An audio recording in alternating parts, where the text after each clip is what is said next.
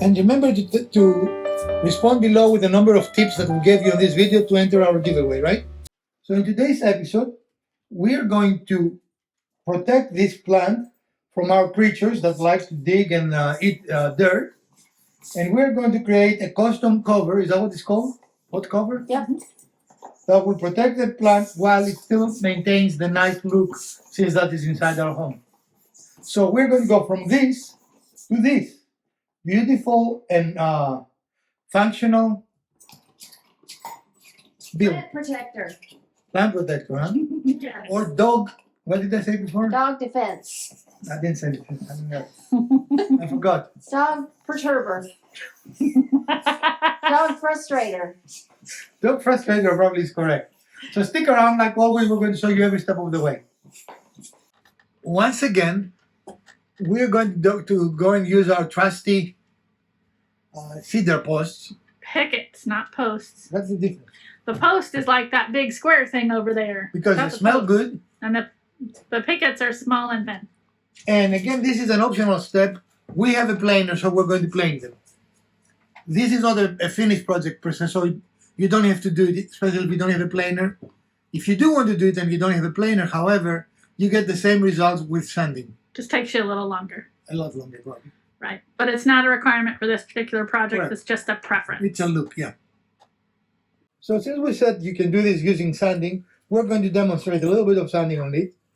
Again, for the majority, we're going to use our planer, but here goes sanding. You want the rather aggressive grid here. We started with 120, and that was not aggressive enough. So 60 or 80 is the appropriate grid if you want to do a quick job out of the sanding process.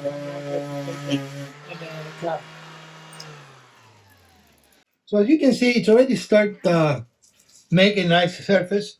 We are switching to a little more aggressive paper because we had a higher grid. So go to a lower grid. That will make it a little faster. And we also have it clamped in place to help. You can clearly see the transformation. And you can see how much faster the most aggressive grid on the sandpaper works.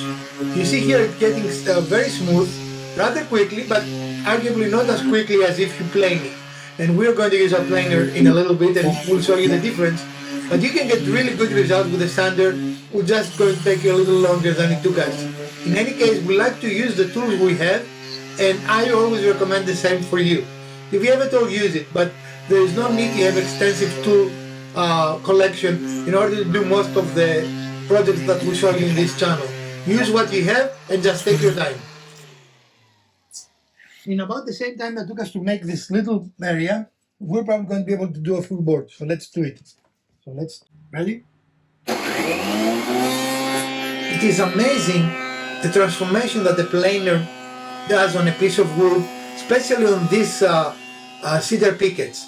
As you can see, it comes out almost finished.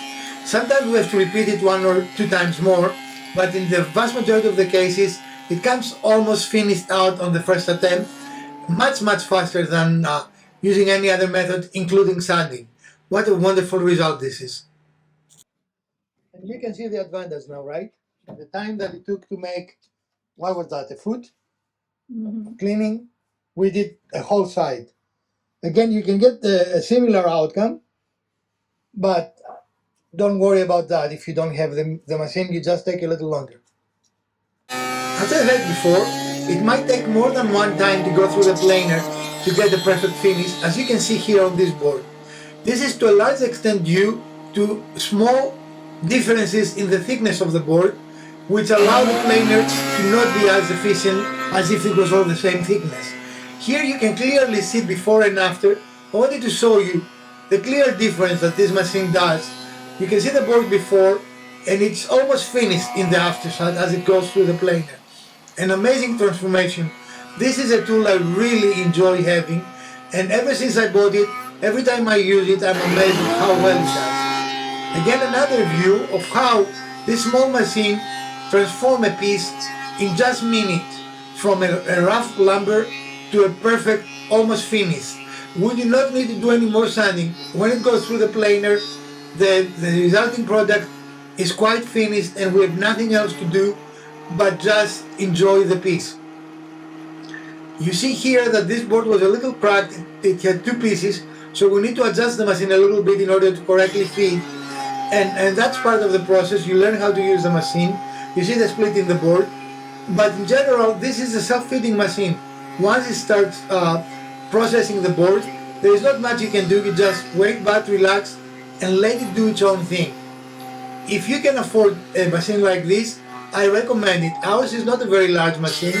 It's definitely not a professional level machine, but it has lasted for many years. I have it for over 10 years now, and I very thoroughly enjoy. In fact, I have it for over 15 years. I thoroughly enjoy using it every time and every chance I have, and I definitely enjoy the outcome. The results are always amazing. We're done planing our board, but as you can see, if we were using a sander, that would have been a lot of sanding. You see all the material that came out of our It extends all the way out there into the So- yard. again, it can't be using a sander, but it would take, what do you think, 10 times longer? Oh, easily a couple of hours to get that much off.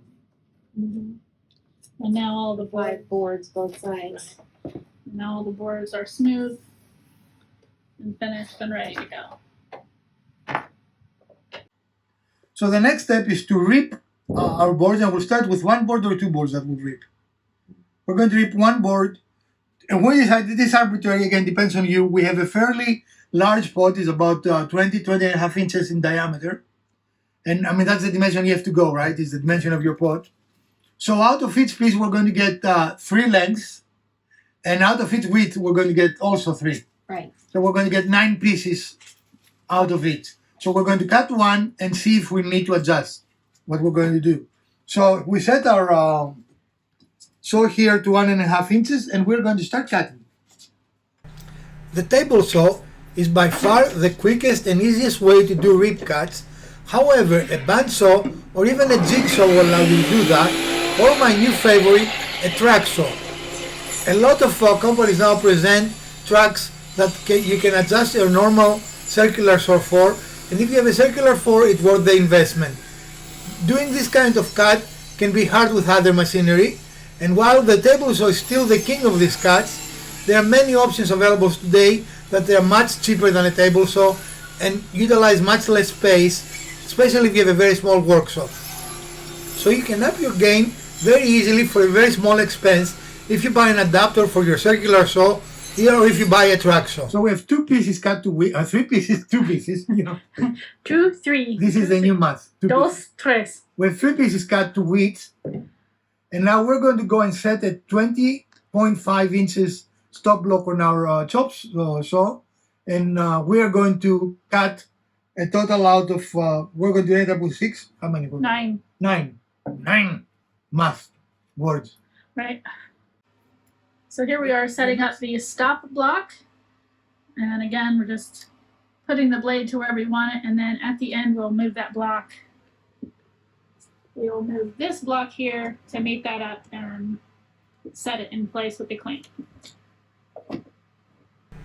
Using stop blocks will most certainly increase your accuracy and repeatability and will reduce your stress and frustration. It's a great little tool that you can make from scratch in just a couple of minutes. So why don't you try it?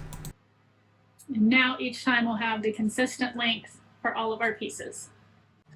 When you have a lot of pieces to cut in the same dimension, the same length as we show you here, it is advisable to double them, or as we show you here, triple them. It makes the repetitive cutting process go much faster and actually increases accuracy because you're cutting more than one piece at the same dimension. And when you use the stop block as we show you here, the accuracy is almost guaranteed. We have never had any issues when we use this method, having pieces that are identical in size. And in this project as well, all our pieces came exactly the size we were expecting them to come, with absolutely zero difficulties and zero problems. Using stop blocks is one of those things that will elevate your woodworking game and will give you one notch up on the competition. So learn how to do those little shortcuts that allow you to do better work. So now we've got pieces cut to the correct length and width, and we are using a story stick to make sure that our spacing is all correct, and we're trying to work out if that's going to be the correct spacing or we need to adjust a little bit. Where's the word top? For us right now, that is 3/4 of an inch. And again, we're just going to go down the row and see if that 3/4 of an inch appropriately spaces for this number of boards. So we're starting the assembly, and we have 2 guide rails, essentially pieces that we cut that have been clamped to the board, to the workbench. And we have attached a middle support for the very first one. And again, we're trying to keep things square. That's why we've got these lined up here. We're using our story sticks to help with that spacing. And we're just going to keep going down this middle line and using brad nails to attach each one of these. And then we'll come back and do another one on each of the sides. Unless you want to do everything at once, like do the sides now. Brad nailing is another nice to have, but by no means a must have to complete projects including this one.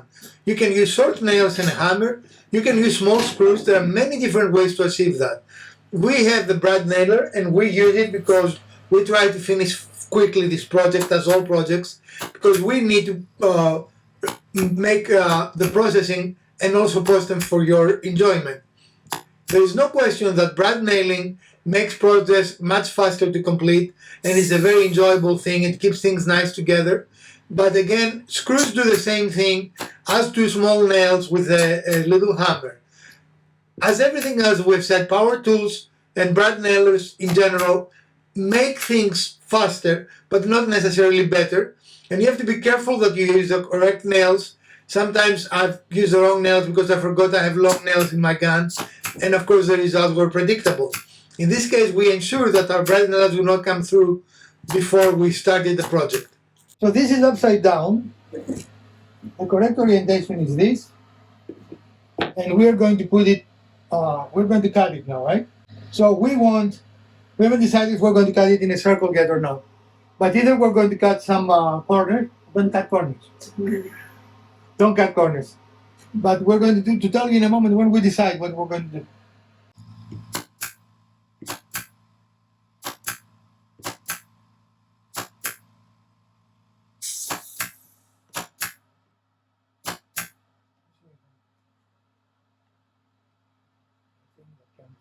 So what we're doing is adding a few extra pieces on the bottom just to help support it and keep it stable, because once the cuts are made, it can become a little bit unstable, and so this is just going to help keep it straight to stay in the pot correctly. Okay, so we found the center of our piece here, and since we're going to cut a circle, we want to take advantage of the very center of the piece so that we can make a circumference, and we need to mark that out so that we can cut it. So I've taken a piece of twine here and I've tied a loop in the end. I'm going to put it around this nail that I've driven right into the center of the piece. We want to keep it level with the piece. There may be some variation if we lift it up, for example, or pull it down. So we want to use a writing implement, and we want to make sure it's right at the edge, and then we're going to tie it so that we can make our circle. So now we've got the pencil tied correctly at the correct length, and we're going to make the marks to make that circle. The only trick here is to keep the string very tight. As long as your string is tight, you are using the same diameter and you're going to have a very accurate and perfect circle. Other than that, just go slow. Do not get in a hurry here. And you can see here that the line's going to come around in that exact, and it meets up in the middle there, and just keeps going. Because our surface here is uneven, a circle cutting jig on a router will not be a good choice for this specific product, but it is a very good choice in general, especially if you work on a very flat surface like a tabletop or something like that. But for a project like that, this is probably the easiest, the best, and the most accurate way to achieve perfect results, as we do on this project. So now we've got that circle scribed, and we're going to work on cutting that out. So now we've got the this coming off, and you can see the, And I had said we have to do a little bit of sanding. yeah, but it is a really nice circular shape, which is what we're going for. Do a little bit of sanding to clean up the shape, just on the edges a little bit there, and then it will be cut in half in order to easily insert and take out of the pot, and to also accommodate the plant that's in that pot. We'll make this nice thing, and now we're cutting into pieces. Right. Okay, so now we're gonna sand this. Yes, that's the idea. Good. You need a 60 or 80 sandpaper here, and the more coarse the better, and apply steady pressure until you get to your line. You can see our line here, and as you can see, we slowly get to our line while we're moving the piece. This allows us to make an almost perfect circle. It's a great way to work on circles and do a very good finishing job. Be slow, do not put too much pressure, let the sandpaper do the work for you, but do not let it stand for any specific time stationary, because then you're going to create a flat spot.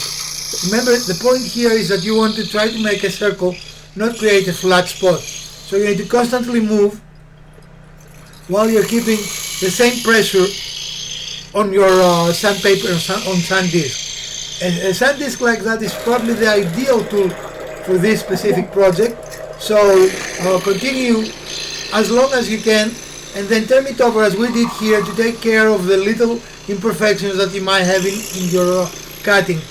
Here we had a very good result, as you can clearly see, and we're very happy with the outcome. Now, if you have this tool, this is the absolute best tool. As you can see the results. It is the absolute way to sand circular things, in case you didn't know, right? Mm-hmm. And are you pleased with this outcome, Mrs. Dearborn? Yeah, that's good. Okay, let's see any areas that we lost some support. We might need to shoot a couple of more nails. Like here, there's only one. Yeah, right here. And Okay. Maybe right on this here. opposing edge down here. Yep. Right, so what we're going to do is Yep. making sure, like here, the nail is almost gone, you see. Yep. We did a very good sharpening of the nail. Polishing, yep. Polishing, yeah. Okay. That's a design element. That's right. So here we are, we're done with our main shape. The next step is to cut it in half. And as you can see, the same techniques can be used by scaling things a little down and make a trivet, for example. Mm-hmm. Or you can put wheels in the under surface and have what is called a pot caddy, Plant dolly. Plant caddy or dolly, yeah. a plant doll. So while we're using it for this purpose, the same principles and the things we show you can be used to make other things, right? Now we have already marked somewhere the middle. It's right here. Yeah. There it is. So we're going to go and cut it in half, and we'll show you that process. So we're going to use our scroll saw for the next step. It is not necessary. A jigsaw can do the same job. We just like to bring our tools every now and out to play with, right? And today we're going to use them all. And it looks like, even though I didn't think so. All right.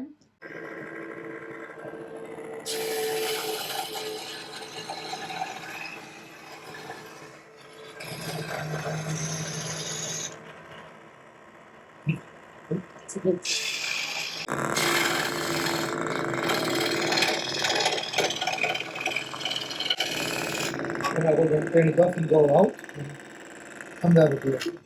So as you can see, we do not have quite the depth to be able to finish those last couple of pieces, so we're going to have to bring it out, which means detaching our blade, turning it. Actually, we can just turn it around, right?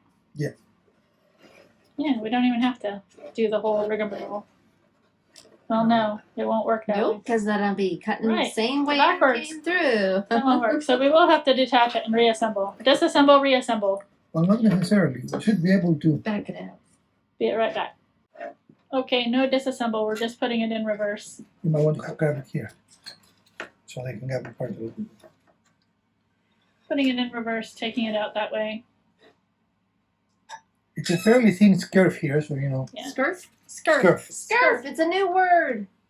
Got a lot of those today. So then Take care of the scurf. the last two pieces, and then we'll have two valves.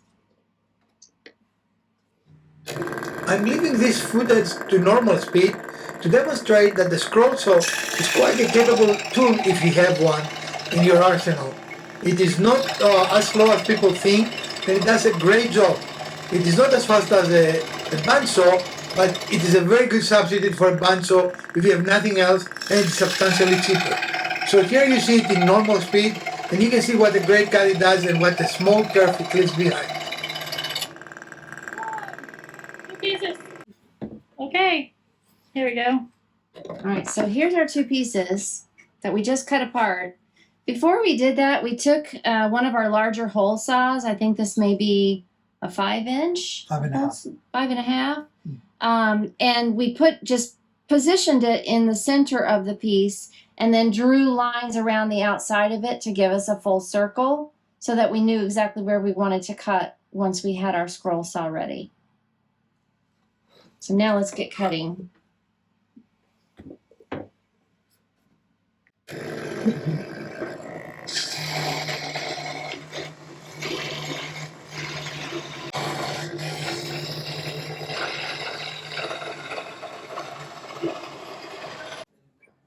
Okay, so here we are with a first test fit, looking really good. The only thing we have to worry about now is keeping the dogs from being able to open that, so we think we're going to do some type of a pressure fitting that's going to span the two sides and just hold them together. But just as a first fitting, I think it's looking really good. Mm-hmm. There are always those that keep telling you that the bandsaw is not a very good saw to do some rib cuts, and we wanted to demonstrate here that it does a fantastic job. As long as your sawing is reasonably well tuned, this is not a perfectly tuned saw by any means, but as long as your saw is reasonably well tuned, you can see how nicely it keeps on the straight line, and it does a fantastic job. So do not listen to the naysayers. As long as you keep your tools in good repair and you learn how to use them, you can get really good results no matter what level tool you have and what level of proficiency you're at. Okay. So I went over to our piece and I marked the little bit that we need to shave off this to make it a nice snug fit. But I can't see my mark if I'm pushing it this way. So I flipped it over so I can see my mark, and I put it behind the blade so that now I can see.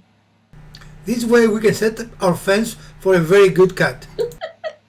I can see the mark on this side. And remember to respond below with the number of tips that we gave you on this video to enter our giveaway, right? This is a very old radio sack bandsaw that I bought for less than $100, and as you can see, it does a fantastic job.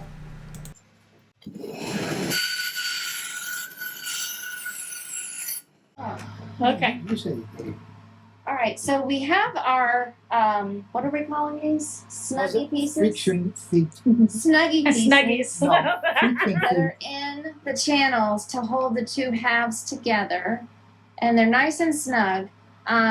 What we want to do is to see which side, if any, is a little bit looser and lets go more easily. So I pull it apart with the two pieces in place. Pull it apart. And it looks like this side let loose and this side held steady. So this is the looser side. So just like I did on the top part, I'm going to make this the one that is permanently connected to the main piece. I'm going to push it back together. And then I'm going to center this Because we're a little bit OCD. a little bit. And then I'm going to attach it. So that now, when I pull them apart, they stay, and it's a nice snug fit on the other side. And we won't have to do that very often, but when we do, No. we don't want to have to unscrew things or, it is kind of forcing it to come together, Right. And it'll hold it steady. The dogs won't be able to open it. Well, actually, this is strong enough that it be held together now, right? We don't need to do anything else. Yeah. And still comes apart when you want it to come apart. So here is the finished product. And we have designed it to fit our specific application. Again, that is the cool thing about DIY, right? We gave you dimensions for all the projects, but you don't really need them because you only need the same dimensions if you have the same size pot, which in our case was 20 and a half in diameter. And we made this 21 because you wanted to sit on top. I mean, unless you wanted to go in, I guess it's either way. But if you have a 20 and a half pot, these dimensions that we gave you, they will work for your pot. Otherwise, all bets are off, right? Yeah. So again, Mrs. Dear, are we going to finish it or not? That's still to be decided. Okay, we might put some oil finish on it, or we might not, I don't know. Right. But in any case, cost, as we always talk about cost. We end up using 2 boards, so that is about $6, $6.50. Yep. And I never count how many brads we used, but we used a lot of brads. Yeah, because we wanted to make sure that this was secure and was going to stay together. Because they're small pieces, we wanted to use quite a few just to keep it secure. And if you use the same design for a pot caddy, I will also use exterior glue, Pine Bond 3. For our application, we don't really need the glue because it's not going to have any stress. It just sits on top of the pot. But if you have a plant on it, that's different, right? Right. You want to strengthen it, and the brad nails will be just the clamping until the glue dries and the glue will for support. Again, in this case, we don't need that. You can also make this as rectangular. We chose to make a circle. But there are different sizes. Or if you have 2 plants, you can put 2 circles. If you have like a big pot. Sure. So the DIY construct is exactly whatever you want to do. Ladies, what was the hardest part? Probably the hardest part was cutting out the circle. I don't know. You made it look effortless pretty much. Right? I don't think there was a hard... Would you call it an intermediate or a beginner woodworking project? Intermediate, maybe? Yeah, especially because we use quite a few tools and some of them are a little specialized. And in my mind, this will be a very simple project. I always underestimate. It's another 5-minute fan, huh? Well, I knew it wouldn't take 5 minutes because we had a lot of cutting to do and fitting, Right. but I didn't expect we're going to use every tool we have in the shop for this project. Did you? I mean... No, I didn't. And again, you don't need to. All you need is a jigsaw. You can do this project with a jigsaw. Maybe one of these days we'll make a project just with a tool versus all the tools we have. But for us, we want to finish so we can publish the video. So we use the tools we have because we have them, and why not use them? Right. And this came out looking very, very nice and finished. And I'm certain that something like this, if you could even find it in like a big box store or something, would be upwards of $60 for this size. Oh, definitely. And we spent what we said, $6.50. Yeah. If you have patience, you can do it. Again, we like the finished look, but if you don't, I think it will look equally good on as a pot cover with the fuzzy on. With the rough cut boards. Right, Yeah. I think so. Yeah. But again, this is a matter of preference. It's your pot, it's your cover, do whatever you desire, right? The same we do. And of course, then you can paint it or stain it, or you can do all kinds of things. We might put some oil on it, or we might leave it as it is. Yeah. Because this will gray as it ages. I mean, cedar always does that. Right. So if we wanted to maintain this look, we have to do something. But right now you can smell it, and it smells very lovely. Yeah, that's the only bad thing, that there is no smelly vision on YouTube. Right. Or any of the media that we are on. In any case, lessons learned. I don't think we had a lot of learning on this, other than Mrs. DIY learned to use some new tools today. And she definitely kept her title as the #1 user of the bandsaw. It's like the Forerunner. She loves that thing, and she loves driving it. She loves the bandsaw. Some little airplanes Oh, cool. or birds, whichever that may be for you. They need tails to be airplanes. That will crash with Use your imagination. Okay, so we have our pieces here, brought them inside, and now we're going to assemble it around the plant.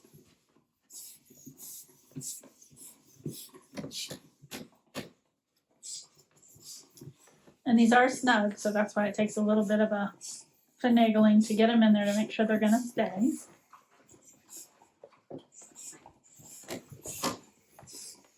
And as you can see, there's plenty of room around the plant itself. This happens to be a Meyer lemon tree. And you hear the very satisfying click when they clamp together. And visually, this still looks great. It's still cedar, and it just all looks like one really professionally done piece. And now rascals cannot get into it. Even better. Even better. We like That is the entire point of this exercise. All right, friends. We hope you enjoyed this build, and if you did, we'd appreciate a thumbs up. If you didn't, hit the other button twice. Share, like, subscribe. Let us know, do you like builds like that? And if you do, we'll do more of them. From Professor DIY, Mrs. DIY, and Elpida, let's build something together.